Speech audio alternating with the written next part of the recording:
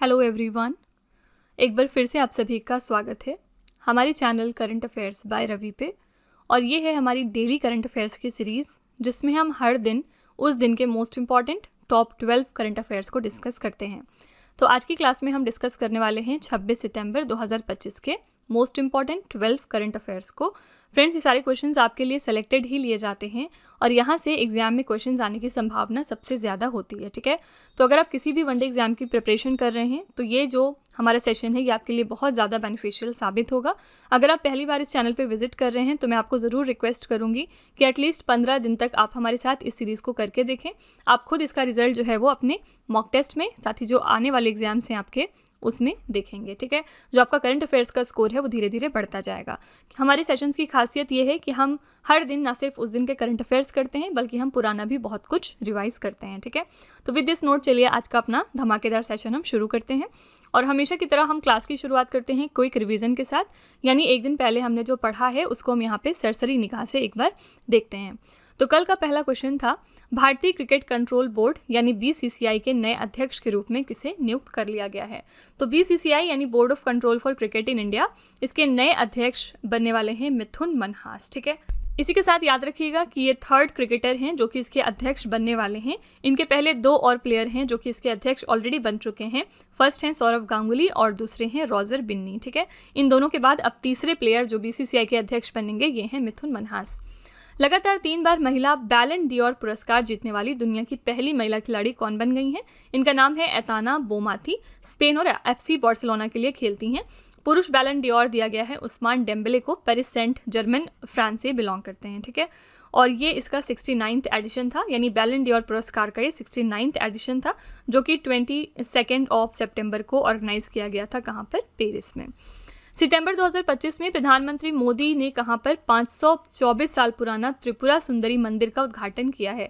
तो आंसर हो जाएगा उदयपुर गोमती जिला त्रिपुरा में इस मंदिर का उद्घाटन हुआ है और इसको रेजुवनेट किया गया है अंडर द प्रसाद स्कीम। ठीक है, कल मैंने आपको बताया था कि प्रसाद का यहाँ पर फुल फॉर्म क्या होता है।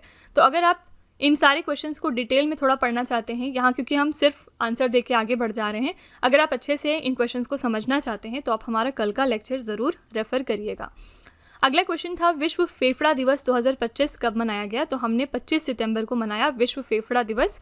इस साल के लिए हमने थीम रखी थी स्वस्थ फेफड़े स्वस्थ जीवन। ठीक है, साथ ही मैंने आपको ये भी बताया था कि विश्व फेफड़ा कैंसर दिवस हम मनाते हैं 1 अगस्त को।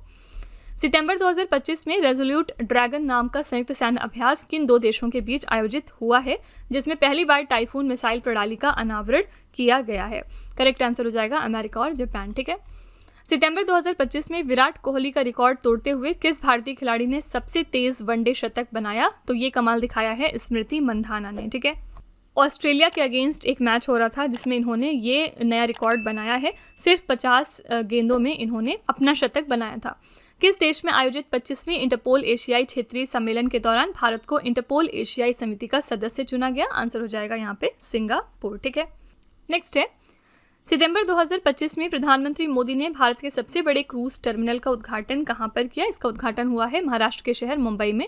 सितंबर 2025 में वर्ष के सबसे शक्तिशाली उष्णकटिबंधीय तूफान जिसका नाम है रागासा, इसने चीन, फिलीपींस और ताइवान को प्रभावित किया। इस सुपर टाइफून का नामकरण किस देश ने किया था? तो इसका नाम रखा था जापान कंट्री ने। ई गवर्नेंस पर 28वां राष्ट्रीय सम्मेलन 2025 के शहर में आयोजित हुआ है विशाखापट्टनम में और इसका विषय रखा गया था विकसित भारत, सिविल सेवा और डिजिटल परिवर्तन। कब से कब तक हुआ? 22 और 23 सितंबर को। ठीक है, अगला क्वेश्चन था, सितंबर 2025 में किस देश ने मिसाइल रोधी लेजर प्रणाली आयरन बीम का सफल परीक्षण कर लिया है? तो इजराइल ने इसका सफल परीक्षण किया। सितंबर 2025 में भारतीय सेना का एकीकृत अग्नि अभ्यास अमोघ फ्यूरी किस राज्य में आयोजित हुआ है? तो इसको आयोजित किया गया था राजस्थान के स्टेट में। ठीक है, कहाँ पर? राजस्थान में, तो महाजन फील्ड फायरिंग रेंजेस में। ओके, तो यहाँ पर हमने सरसरी निगाह से कल के क्वेश्चंस को देख लिया है। अगर आप डिटेल में समझना चाहते हैं तो मैं फिर से आपसे कहूँगी कि आप हमारा कल का लेक्चर रेफर करिए। आइए अब हम आज का अपना क्लास शुरू करते हैं पहले क्वेश्चन के साथ। भारत ब्रिटेन मुक्त व्यापार समझौते के लिए लिविंग ब्रिज पुरस्कार से किसे सम्मानित किया गया है? तो लिविंग ब्रिज अवार्ड किसको दिया गया है? For the India UK free trade agreement. यहाँ पे आंसर हो जाएगा कीर स्टारमर। ठीक है, सी ऑप्शन। कौन है कीर स्टारमर? ये ब्रिटेन के प्रधानमंत्री हैं। इनको भारत ब्रिटेन मुक्त व्यापार समझौते के लिए लिविंग ब्रिज सम्मान प्राप्त हुआ है। ये सम्मान लंदन के हाउस ऑफ लॉर्ड्स में एक समारोह में इनको प्रदान किया गया है। ठीक है, भारत ब्रिटेन मुक्त व्यापार समझौते की बात करेंगे तो दोनों देशों ने लंदन में इसको हस्ताक्षरित किया था। कब किया था? 24 जुलाई 2025 को।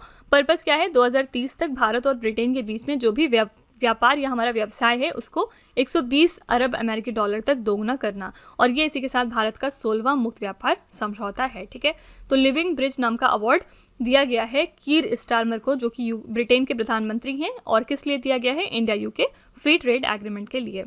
यहाँ पे ऑप्शंस में और क्या क्या है? यहाँ पे नरेंद्र मोदी हैं जो कि हमारे प्राइम मिनिस्टर हैं। पीयूष गोयल की बात करेंगे तो ये हमारे मिनिस्टर हैं, minister of commerce and industry. ठीक है, और लास्ट ऑप्शन है राजीव शुक्ला। राजीव शुक्ला कौन है? ये फिलहाल BCCI के वाइस प्रेसिडेंट हैं। ठीक है, BCCI क्या है? पीछे हमने बात करी board of control for cricket in India, इसके वाइस प्रेसिडेंट हैं राजीव शुक्ला, और इसके अध्यक्ष कौन बनने वाले हैं? हमने पीछे देखा मिथुन मनहास। ठीक है, आइए यहाँ पे हम कुछ इंपॉर्टेंट पुरस्कार और सम्मान की लिस्ट देख लेते हैं जो कि 2025 में सामने आई, और ये बहुत ज़्यादा इंपॉर्टेंट है आपके एग्जाम के लिए। वी नरसिम्हा राव स्मृति पुरस्कार अर्थशास्त्र की कैटेगरी में दिया गया डॉक्टर मनमोहन सिंह को इनके मरणोपरांत। रेमन मैग्सेसे पुरस्कार 2025 जीतने वाली पहली भारतीय संस्था बनी है educate girls. Miss universe India इस साल का खिताब जीता है मनिका विश्वकर्मा ने। पहला वैश्विक MS स्वामीनाथन पुरस्कार दिया गया एडेमोला एडेनले को। आवर ओशंस डॉक्यूमेंट्री के लिए आउटस्टैंडिंग नैरेटर श्रेणी में एमी पुरस्कार मिला है बराक ओबामा को। कैमल इंटरनेशनल अवार्ड दिया गया है यूनुस अहमद को इस साल का। प्रोफेसर VK गोकक पुरस्कार 2025 दिया गया आनंद V पाटिल को। और मेड मी चेंज लकड़ी की मूर्ति के लिए प्रतिष्ठित ललित कला अकादमी पुरस्कार के विनर रहे प्रेमचंद्र पोखरामबम। ठीक है, ये मोस्ट इंपॉर्टेंट आपकी लिस्ट है अवार्ड्स एंड ऑनर्स की। यहाँ से क्वेश्चन आ सकता है आपके एग्जाम में, आप इसका स्क्रीनशॉट जरूर ले लीजिएगा। अगला क्वेश्चन है, किस देश ने यूरोप का सबसे तेज और पहला एक्सास्केल सुपर कंप्यूटर जुपिटर लॉन्च कर दिया है? यूरोप का सबसे फास्ट ये एक्सास्केल सुपर कंप्यूटर है जिसका नाम है जुपिटर। ये किस कंट्री का सुपर कंप्यूटर है? आंसर हो जाएगा जर्मनी का। ठीक है, तो जर्मनी ने जुपिटर नाम के यूरोप के पहले एक्सास्केल सुपर कंप्यूटर का उद्घाटन कर लिया। ये दुनिया का चौथा नंबर का सबसे तेज सुपर कंप्यूटर है।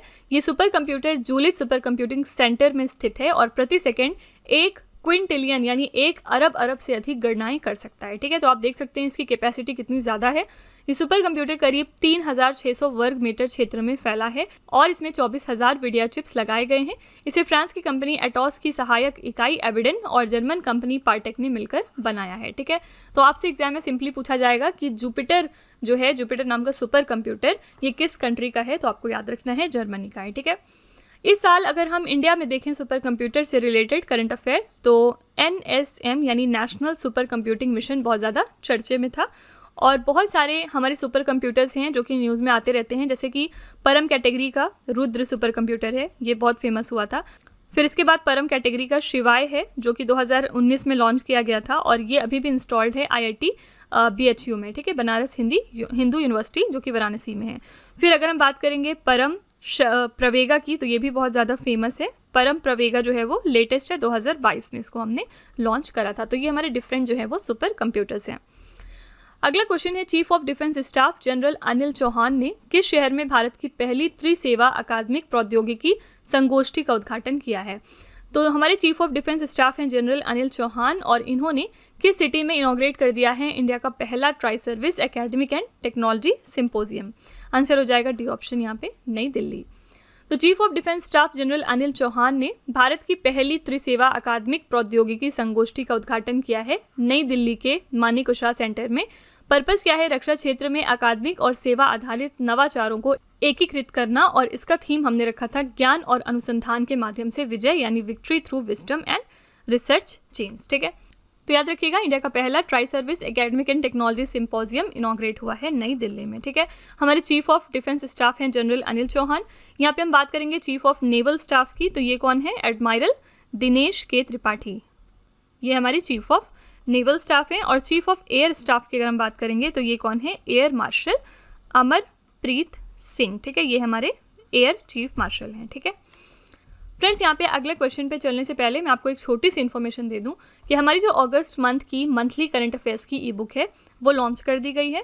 साथ ही आपको लास्ट 8 मंथ का जो करंट अफेयर्स का ई बुक है वो भी मिल जाएगा हमारी वेबसाइट www.ravibooks.pdf.com पर।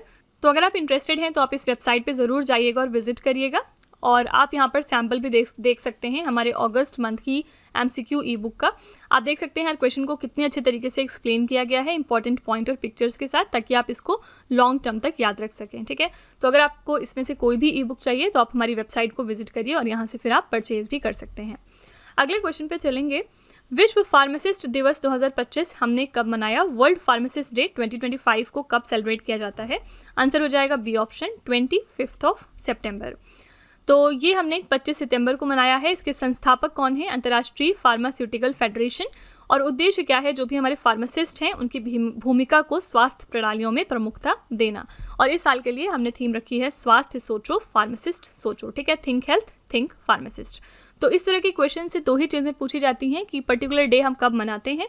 तो वर्ल्ड फार्मासिस्ट डे हमने मनाया 25 सितंबर को और इस साल के लिए थीम हमने रखी है स्वास्थ्य सोचो, फार्मासिस्ट सोचो। ऑप्शन में और क्या क्या है? 24 सितंबर है। 24 सितंबर को कोई भी खास दिन नहीं होता है। और 25 सितंबर को याद रखिएगा एक और दिन हम मनाते हैं फार्मासिस्ट डे के साथ साथ, और वो कौन सा दिन है? तो वर्ल्ड लंग्स डे, पीछे हमने रिवीजन में देखा। ठीक है, विश्व फेफड़ा दिवस हम मनाते हैं 25 सितंबर को। 21 सितंबर की बात करेंगे तो इस दिन हम मनाते हैं इंटरनेशनल डे ऑफ पीस। और 23 सितंबर को हम मनाते हैं नेशनल आयुर्वेदा डे। सबसे पहले तो दो चीज़ें सेलिब्रेट की जाती हैं इस दिन। फर्स्ट हो गया नेशनल आयुर्वेदा डे और दूसरा हम मनाते हैं international day of sine languages. ठीक है, ये दो जो डेज हैं वो 23 सितंबर को हम मनाते हैं। अगला क्वेश्चन है, सितंबर 2025 में एशिया के सबसे बड़े रेल ऑपरेशन कमांड सेंटर का उद्घाटन कहाँ पर हुआ है? ये एशिया का सबसे बड़ा रेल ऑपरेशन कमांड सेंटर है और इसका इनॉग्रेशन हो गया है गुजरात के साबरमती में। एशिया का सबसे बड़ा रेल ऑपरेशन कमांड सेंटर है ये, जो कि गुजरात के अहमदाबाद में साबरमती रेलवे स्टेशन के पास स्थापित किया गया। ये सेंटर डेडिकेटेड फ्रेट कॉरिडोर के तहत काम करता है और लगभग 1506 किलोमीटर लंबे रेल ट्रैक की निगरानी करता है, जो उत्तर प्रदेश, गुजरात, महाराष्ट्र, हरियाणा और राजस्थान के हिस्सों से गुजरता है। इसमें 72 मीटर लंबे रियल टाइम वीडियो वॉल की सुविधा भी है, जो निगरानी को सशक्त बनाता है। ठीक है, तो एशिया का सबसे बड़ा रेल ऑपरेशन कमांड सेंटर हमने इनॉग्रेट किया है गुजरात के साबरमती में। गुजरात की बात करेंगे तो इसकी कैपिटल क्या है? गांधीनगर। यहाँ पे चीफ मिनिस्टर फिलहाल हैं भूपेंद्र पटेल। कौन सी पार्टी से हैं ये? बीजेपी से हैं। और यहाँ पे गवर्नर कौन है? बार बार मैंने आपको बताया है कि आचार्य देवव्रत। ठीक है, आचार्य देवव्रत कौन से और स्टेट के एक्टिंग गवर्नर हैं? तो महाराष्ट्र स्टेट के। ठीक है, अगला क्वेश्चन है, सितंबर 2025 में राष्ट्रपति द्रौपदी मुर्मू ने 71वें राष्ट्रीय फिल्म पुरस्कारों में सर्वश्रेष्ठ फीचर फिल्म का पुरस्कार किसे प्रदान किया है? तो प्रेसिडेंट द्रौपदी मुर्मू ने बेस्ट फीचर फिल्म का अवार्ड किसे दिया है 71st नेशनल फिल्म अवार्ड के दौरान? यहाँ पे आंसर हो जाएगा 12th फेल यानी 12वीं फेल को। ठीक है, तो राष्ट्रपति द्रौपदी मुर्मू ने 71वें राष्ट्रीय फिल्म पुरस्कारों में सर्वश्रेष्ठ फीचर फिल्म का पुरस्कार विधु विनोद चोपड़ा निर्देशित फिल्म 12th फेल को प्रदान किया है। सभी पुरस्कार विजेताओं की सूची है ये, इनको रिवाइज कर लेते हैं, पहले भी हमने इसको पढ़ा है वैसे। श्रेष्ठ अभिनेता साबित हुए शाहरुख खान और विक्रांत मैसी। विक्रांत मैसी को 12th फेल के लिए मिला है और शाहरुख खान को जवान मूवी के लिए। श्रेष्ठ अभिनेत्री साबित हुई हैं रानी मुखर्जी। 55वां दादा साहेब फाल्के पुरस्कार दिया गया मोहन लाल को। श्रेष्ठ फीचर फिल्म साबित हुई है 12th फेल। श्रेष्ठ हिंदी फिल्म साबित हुई कटहल अ जैकफ्रूट मिस्ट्री। और बेस्ट डायरेक्टर साबित हुए हैं दीप्तो सेन द केरल स्टोरी के लिए। ठीक है, ये पूरी विजेताओं की सूची है, आप इनको जरूर रिवाइज कर लीजिएगा। अगला क्वेश्चन है, सितंबर 2025 में संयुक्त राष्ट्र महासभा का 80वां सत्र किसकी अध्यक्षता में शुरू हो गया है? तो यूनाइटेड नेशन जनरल असेंबली का जो 80th नंबर का सेशन है वो हाल ही में स्टार्ट हो चुका है। आपको बताना है कि किसकी प्रेसिडेंसी में शुरू हुआ है। आंसर है एनालेना बेयरबॉक। ठीक है, डी ऑप्शन सही है। तो संयुक्त राष्ट्र महासभा का ये 80वां सत्र है जिसकी अध्यक्षता कर रही हैं एनालेना बेयरबॉक। याद रखिएगा कौन सी कंट्री से हैं ये? तो जर्मनी से हैं। ठीक है, ये जर्मन की राजनीतिज्ञ हैं। पर्पस क्या है? विश्व के जो भी महत्वपूर्ण वैश्विक संकट हैं जैसे कि गाजा और यूक्रेन संकट, उस पर चर्चा करना और सतत विकास लक्ष्यों को बढ़ावा देना यानी सस्टेनेबल डेवलपमेंट गोल्स को बढ़ावा देना, उनको इनकरेज करना। भारत की तरफ से कौन इसमें पार्टिसिपेट कर रहा है यानी भारत का प्रतिनिधित्व कौन कर रहा है? तो हमारे विदेश मंत्री जिनका नाम है डॉक्टर सुब्रमण्यम जयशंकर। मुख्य विषय क्या है इस सत्र का? एक साथ बेहतर, शांति, विकास और मानव अधिकारों के लिए 80 वर्ष और अधिक। इंग्लिश में पढ़ेंगे better together 80 years and more for piece, development and human rights. ठीक है, याद रखिएगा जो सीरिया कंट्री है ये पहली बार संयुक्त राष्ट्र महासभा में हिस्सा लेने वाली है। किसके नेतृत्व में? तो सीरिया के राष्ट्रपति अहमद अल शरा के नेतृत्व में। ठीक है, तो पिछले 58 वर्षों में पहली बार सीरिया देश जो है वो संयुक्त राष्ट्र महासभा में भाग लेगा। ये आपके लिए वेरी इंपॉर्टेंट पॉइंट है, आपसे एग्जाम में पूछा जा सकता है कि कौन सी कंट्री 58 सालों के बाद हिस्सा लेने जा रही है इस असेंबली में। आंसर है सीरिया। यूनाइटेड नेशंस का हेडक्वार्टर कहाँ पर है? न्यूयॉर्क में है। और यूनाइटेड नेशंस के सेक्रेटरी जनरल जो अक्सर न्यूज़ में आते रहते हैं, इनका नाम क्या है? Antonio Guterres. ठीक है, एंटोनियो गुटरेस कौन सी कंट्री से हैं? तो ये पोर्तुगल को बिलोंग करते हैं। अगला क्वेश्चन है, सितंबर 2025 में भारत और किस देश ने कृषि प्रौद्योगिकी में नवाचार के लिए मैत्री 2.0 नामक क्रॉस इंक्यूबेशन पहल शुरू करी है? भारत और किस देश ने मिलकर ये क्रॉस इंक्यूबेशन इनिशिएटिव लॉन्च किया है जिसका नाम है मैत्री 2.0? किस लिए? एग्रीकल्चरल टेक्नोलॉजी में इनोवेशन लाने के लिए। आंसर हो जाएगा यहाँ पे सी ऑप्शन, ब्राज़ील। ठीक है, तो भारतीय कृषि अनुसंधान परिषद यानी Indian council of agricultural research ने ब्राज़ील भारत क्रॉस इंक्यूबेशन कार्यक्रम मैत्री 2.0 का उद्घाटन कर दिया है। और ये कार्यक्रम जो है वो कृषि प्रौद्योगिकी यानी एग्रीटेक क्षेत्र में भारत और ब्राज़ील के स्टार्टअप्स और नवाचार पारिस्थितिक तंत्रों के बीच सहयोग को बढ़ावा देने के उद्देश्य से शुरू किया गया। कार्यक्रम में भारत की तरफ से आईकार के महानिदेशक जो कि हैं डॉक्टर मांगीलाल जाट, ये शामिल हो रहे हैं। और ब्राज़ील की तरफ से भारत में ब्राज़ील के राजदूत केनेथ नोबेग्रा शामिल हो रहे हैं। ठीक है, तो याद रखिएगा कि इस इनिशिएटिव के लिए कौन सी दो कंट्रीज़ ने कोलैबोरेट किया है?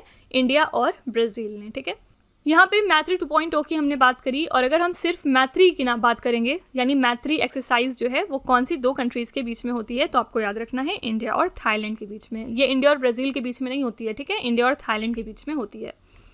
अगला क्वेश्चन है, सितंबर 2025 में किस राज्य के नांजा रायड पक्षी अभ्यारण्य में एक दुर्लभ लाल गर्दन वाला प्रवासी पक्षी जिसका नाम है फैलेरोप, इसको देखा गया है? कौन से स्टेट के नानजारण्य बर्ड सैंक्चुरी में ये rare red necked migratory bird हमें स्पॉट हुई है? आंसर हो जाएगा ए ऑप्शन, तमिलनाडु। ठीक है, तो तमिलनाडु के नांजा रायड पक्षी अभ्यारण्य तिरुपुर में एक दुर्लभ और प्रवासी पक्षी रेड नेक्ड फैलेरोप देखा गया। ये बहुत छोटा समुद्री पक्षी पानी पर तेजी से घूमकर छोटे जीवों को पकड़ने के लिए जाना जाता है। ठीक है, इसका वैज्ञानिक नाम है फलारोपस लोबेटस। ये कौन से परिवार का हिस्सा है? सैंड पाइबर परिवार का। और इसका प्रजनन क्षेत्र है आर्कटिक और उप आर्कटिक टुंड्रा यानी 60 to 70 डिग्री अक्षांश। ठीक है, तो ये हमें स्पॉट हुआ है तमिलनाडु स्टेट से। आइए यहाँ पर हम इन्वायरमेंट करंट अफेयर्स कुछ रिवाइज कर लेते हैं 2025 के, जो कि मोस्ट इंपॉर्टेंट है। देश का 58वां टाइगर रिजर्व कौन सा बना? ये है माधव टाइगर रिजर्व जो कि मध्य प्रदेश में है। वेरी इंपॉर्टेंट क्वेश्चन, ये एग्जाम में डेफिनेटली आ सकता है। वैज्ञानिकों ने डायर वुल्फ नामक किसकी प्राचीन प्रजाति को फिर से जीवित करने में सफलता हासिल करी? तो ये भेड़िया की प्रजाति है। किसकी संस्था वनतारा को भारत सरकार द्वारा प्रतिष्ठित प्राणी मित्र राष्ट्रीय पुरस्कार 2025 दिया गया? ये है अनंत अंबानी की संस्था। कौन सा नगर निगम अपने बजट में अलग जलवायु अध्याय शामिल करने वाला पहला शहरी स्थानीय निकाय बना है? तो ये है अहमदाबाद। किस राष्ट्रीय उद्यान में दुर्लभ संगमरमरी बिल्ली देखी गई? तो ये देखी गई है दिहिंग पटकाई राष्ट्रीय उद्यान में, ये असम में है। किस राज्य में स्थित कांगेर घाटी राष्ट्रीय उद्यान को यूनेस्को की संभावित विरासत सूची में शामिल कर लिया गया? आंसर है छत्तीसगढ़। Very important question. किस राज्य सरकार ने राज्य में आने वाले पर्यटकों पर प्रति व्यक्ति 50 रुपए का शुल्क लगाया है? ये करने वाला राज्य है सिक्किम। ठीक है, ये मोस्ट इंपॉर्टेंट आपके एनवायरमेंट करंट अफेयर्स हैं और यहाँ से क्वेश्चन डेफिनेटली आ सकता है एग्जाम में, इनको आप जरूर कहीं पर लिख लीजिएगा। अगला क्वेश्चन है, राष्ट्रीय ई गवर्नेंस पुरस्कार 2025 में ग्राम पंचायत श्रेणी के लिए किस ग्राम पंचायत को स्वर्ण पुरस्कार मिला है? कौन सी ग्राम पंचायत है हमारी जिसको गोल्ड अवार्ड मिला है ग्राम पंचायत कैटेगरी में नेशनल ई गवर्नेंस अवार्ड 2025 के दौरान? आंसर हो जाएगा रोहिणी, महाराष्ट्र। ठीक है, तो राष्ट्रीय ई गवर्नेंस पुरस्कार 2025 की बात करेंगे अगर, तो ये पुरस्कार आंध्र प्रदेश के विशाखापट्टनम में आयोजित हुआ था और इस दौरान प्रधानमंत्री कार्यालय में राज्य मंत्री डॉक्टर जितेंद्र सिंह द्वारा ये अवार्ड प्रदान किए गए। स्वर्ण पुरस्कार मिला है रोहिणी ग्राम पंचायत महाराष्ट्र को और स्वर्ण पुरस्कार विजेता को 10 लाख रुपए मिले हैं। रजत पुरस्कार जीता है वेस्ट मजलिशपुर ग्राम पंचायत को जो कि त्रिपुरा में लोकेटेड है। रजत पुरस्कार वाले को 5 लाख रुपए मिले हैं और जूरी पुरस्कार दिया गया है पलसाना ग्राम पंचायत को, ये गुजरात में है, और साथ ही सुआकाती ग्राम पंचायत को जो कि उड़ीसा में है। ठीक है, तो ये अलग अलग अवार्ड्स हैं जो आपको याद रखना है। आंसर है यहाँ पे रोहिणी, महाराष्ट्र। यहाँ पे हमने पंचायत की बात करी है, तो हमारे मिनिस्टर कौन है पंचायती राज के? इनका नाम है राजीव रंजन सिंह, जिनको आप लल्लन सिंह के नाम से भी जानते हैं। ठीक है, ये हमारे पंचायती राज के मिनिस्टर हैं। अगला क्वेश्चन है, Formula 1 car race Azerbaijan Grand Prix 2025 का खिताब किसने जीता है? Very important question. Azerbaijan Grand Prix 2025 जीत लिया है रेडबुल के प्लेयर मैक्स वर्स्टैपेन ने। तो Formula 1 car race Azerbaijan Grand Prix 2025 का खिताब मैक्स वर्स्टैपेन ने जीता है और ये रेस 21 सितंबर 2025 को बाकू अजरबैजान के बाकू सिटी सर्किट में आयोजित की गई थी। ठीक है, तो यहाँ पे आपको बस विनर का नाम याद रखना है। इसके विनर हैं मैक्स वर्स्टैपेन। मैक्स वर्स्टैपेन एक डच प्लेयर हैं। यहाँ पे लुइस हैमिल्टन की बात करेंगे तो ये ब्रिटेन से हैं, यानी इंग्लैंड को बिलोंग करते हैं। चार्ल्स लेक्लेर्क जो है वो फेरारी के लिए खेलते हैं और ये कौन सी कंट्री से हैं, तो मोनाको से हैं। और लैंडो नॉरिस की बात करेंगे तो ये यूके को बिलोंग करते हैं। ठीक है, सबकी कंट्रीज एटलीस्ट आपको पता होनी चाहिए। आज का आखिरी क्वेश्चन है, सितंबर 2025 में संचार लेखा महानियंत्रक का पदभार किसने ग्रहण कर लिया है? आंसर हो जाएगा वंदना गुप्ता। ठीक है, ये पोजीशन संभाल रही हैं आप कंट्रोलर ऑफ कम्युनिकेशन अकाउंट्स की। सितंबर 2025 में इनका अपॉइंटमेंट हुआ है। वंदना गुप्ता ने नई दिल्ली में संचार लेखा महानियंत्रक यानी controller general of communication accounts का पदभार संभाल लिया है।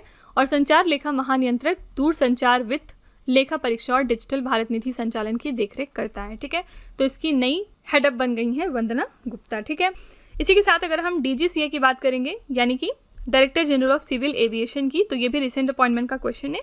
इस साल ये अपॉइंट हो गए हैं मिस्टर फैज़ अहमद किदवाई। ठीक है, हमारे नए DGCA हैं फैज़ अहमद किदवाई।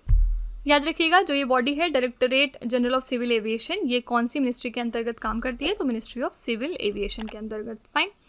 तो फ्रेंड्स, इसी के साथ हमारा सेशन यहाँ पे कंप्लीट होता है। आई रियली होप कि आपको सेशन पसंद आया होगा। और लास्ट में हमेशा की तरह आपके लिए हम छोटा सा एक टेस्ट रखते हैं ताकि आप खुद को एनालाइज कर सकें, टेस्ट कर सकें कि आपने कितना पढ़ा है, कितना समझा है। आज का पहला क्वेश्चन है आपके लिए, किस देश ने यूरोप का सबसे तेज और पहला एक्सास्केल सुपर कंप्यूटर जिसका नाम है जुपिटर, इसको लॉन्च कर दिया है? दूसरा क्वेश्चन है, भारत ब्रिटेन मुक्त व्यापार समझौते के लिए लिविंग ब्रिज पुरस्कार से किसे सम्मानित किया गया? और तीसरा क्वेश्चन है, Formula 1 car race Azerbaijan Grand Prix 2025 का खिताब किसने जीता है? फ्रेंड्स, ये 3 क्वेश्चंस आपके लिए हैं एज अ होमवर्क और इनका आंसर जो है वो आपको कमेंट सेक्शन में जाके लिखना है। इसी के साथ हमारा सेशन यहाँ पे वाइंड अप होता है। आपको आज की क्लास कैसी लगी, आप इसका फीडबैक कमेंट सेक्शन में ज़रूर जाके लिखिएगा। और साथ ही अगर आपको लगता है कि इसमें किसी इंप्रूवमेंट या सजेशन की ज़रूरत है तो वो भी आप कमेंट में ज़रूर लिख सकते हैं और हम उसको डेफिनेटली रिव्यू करेंगे। आप में से बहुत सारे लोगों ने कहा था कि मुझे अपनी राइटिंग इंप्रूव करने की ज़रूरत है, तो मैं उस पर वर्क कर रही हूँ और मैं कोशिश कर रही हूँ बेहतर लिखने की। सिमिलरली अगर आप कोई और भी अपना सजेशन देंगे तो हम उसको ज़रूर कंसीडर करेंगे। तो इसी तरह के बेस्ट क्वालिटी कंटेंट और अच्छी प्रिपरेशन के लिए हमारे चैनल के साथ जुड़े रहिए। मिलते हैं अगले लेक्चर में एक और इंपॉर्टेंट टॉपिक के साथ। Till then stay tuned. Thank you so much for watching. Also don't forget to like, share and subscribe our channel. Friends, यहाँ पे वीडियो को एंड करने से पहले मैं आपको एक छोटी सी इन्फॉर्मेशन दे दूँ कि अगर आप इंग्लिश मीडियम में ज़्यादा कंफर्टेबल हैं, यानी कि अगर आप करंट अफेयर्स को और स्टैटिक जीके को इंग्लिश मीडियम में पढ़ना प्रेफर करते हैं, तो इसके लिए आप हमारे चैनल रवि अदिति क्लासेस को सब्सक्राइब कर सकते हैं। इसके अलावा अगर आपको बुक्स चाहिए प्रिंटेड फॉर्मेट में, तो ये आपको मिल जाएगी हमारी वेबसाइट www.raviaditipublication.com पर, और ये आपके घर तक भी डिलीवर की जाएंगी। तो फिलहाल आपके लिए हमने लॉन्च किया है GS का 1 लाइनर 25,000 प्लस एग्जाम फैक्ट का बुक, जहाँ पर सभी इंपॉर्टेंट क्वेश्चंस को हमने कवर किया है। साथ ही यहाँ पे आपको जनरल साइंस, GK और NCERT के नोट्स वगैरह भी मिल जाएंगे। इसके अलावा अगर आपको ई बुक्स चाहिए तो ये आपको ईमेल के थ्रू इंस्टेंटली डिलीवर की जाएगी और ये मिलेगी आपको हमारी वेबसाइट www.ravibooks.pdf.com पर। तो यहाँ पर आप देख सकते हैं कि जनवरी से लेकर मई यानी कि लास्ट 5 मंथ का करंट अफेयर्स का ई बुक हमने लॉन्च किया है आपके लिए। इसके अलावा मंथली और ईयरली ई बुक्स भी मिल जाएंगी। साथ ही 11,000 प्लस GK GS का बुक भी आपके लिए अवेलेबल किया गया है। ठीक है, तो अगर आपको इनमें से कोई भी ई बुक चाहिए तो इस वेबसाइट पर जाके आप इनको परचेज कर सकते हैं। साथ ही ये हमारा मोबाइल एप्लीकेशन है जिसका नाम है रवि स्टडी ऐप। अगर आपको इस वीडियो का फ्री PDF चाहिए तो आप यहाँ पर जाके इसको डाउनलोड कर सकते हैं। इस एप्लीकेशन में और भी चीज़ें हैं आपके लिए, जैसे कि GS की टेस्ट सीरीज़, करंट अफेयर्स के नोट्स, यूट्यूब के वीडियो नोट्स, करंट अफेयर्स की ई बुक्स, GK GS की ई बुक्स एटसेट्रा। ठीक है, तो आप इस एप्लीकेशन को डाउनलोड करके फर्दर एक्सप्लोर कर सकते हैं। और सभी वीडियोस और ई बुक से रिलेटेड जो अपडेट्स हैं वो आपको मिलेगी हमारे Telegram channel current affairs by Ravi पर। तो इसको भी आप ज़रूर ज्वाइन कर लीजिएगा जिससे कि आप हमारे सारे न्यू लॉन्चेस से अपडेटेड रहें। ठीक है।